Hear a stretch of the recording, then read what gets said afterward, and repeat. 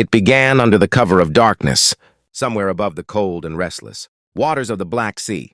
Ukrainian reconnaissance drones hovered silently over the waves, scanning the horizon for targets that had eluded them for weeks. 2. Russian ammunition transport ships moving south from occupied Crimea. These were not ordinary cargo vessels. Intelligence reports indicated they were carrying large quantities of artillery shells, missiles, and fuel destined for frontline Russian units near Kherson and Zaporizhzhia. Kyiv had been watching, waiting, and calculating every movement, determined to strike at the lifeline of Russia's war machine. For months, Ukrainian special forces and naval intelligence had worked together to map the routes of Russian supply, convoys that dared to sail through the Black Sea, protected by heavy electronic jamming and air defenses. But the game had changed. With the arrival of new long-range naval drones and advanced Western surveillance support, Ukraine had developed the ability to hunt these ships far beyond its shores. And on that cold November night, the hunters became the storm. Radar operators inside a Ukrainian command post near Odessa watched the blips appear and vanish on their screens. One of them leaned forward, heart pounding. Target confirmed. Convoy bearing east. 70 kilometers out. The order was immediate. Release the drones. Within minutes, a swarm of small, fast-moving sea drones armed with explosive warheads shot across the waves, guided by GPS and infrared signatures. Above them, reconnaissance. UAVs streamed live video. Back to headquarters, dim silhouettes, gliding through the night, unaware that death was closing in. Ukrainian analysts monitored the feed as the convoy's escorts, small, Russian patrol boats, tried to adjust their formation. They had no idea the enemy was already in their shadow. The drone's engines whispered just above the waterline, nearly invisible to radar.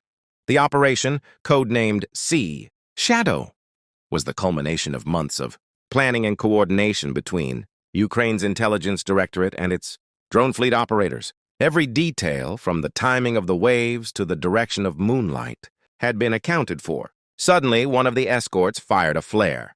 The sky lit up. The Russians had spotted something.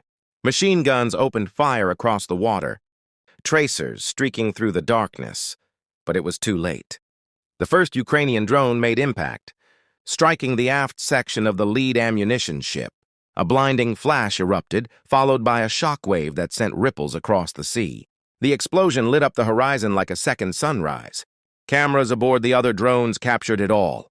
The towering fireball, the chain reaction of munitions detonating inside, and the vessel breaking apart in seconds. Russian radio transmissions went into chaos. Crews screamed for help as another explosion tore through the second ship, hit amidships by a second wave of drones. By dawn, the first reports began to filter through Russian military channels. Moscow's defense ministry remained silent, but social media in Crimea told the truth. Fishermen near Sevastopol posted videos of distant fireballs rising over the horizon. Unofficial telegram channels flooded with panic and disbelief. Some claimed a Ukrainian missile strike. Others blamed a catastrophic accident, but satellite data told no lies, and the coordinates matched exactly where Ukraine had launched its drones hours earlier. International observers quickly picked up the story. Analysts from Western intelligence agencies confirmed that the destroyed vessels were part of Russia's supply flotilla transporting ammunition from Novorossiysk to occupied ports in southern Ukraine. It was one of the most successful naval strikes since the sinking of the Moskva, Russia's flagship cruiser, back in 2022. But this time, the impact was far greater. The destroyed cargo wasn't symbolic. It was the physical bloodline feeding Russian artillery across the front. In Kyiv, military officials spoke carefully but confidently. We target only military logistics that support occupation forces, one spokesperson said. Every missile, every shell, every liter of fuel that does not reach them saves Ukrainian lives. Behind those words was a quiet pride. For the first time, Ukraine had demonstrated sustained control over the Black Sea's operational space using nothing but ingenuity, precision, and courage. Over the next 24 hours, Russia scrambled to respond. Helicopters patrolled the coast, and naval tugs searched the waters for survivors.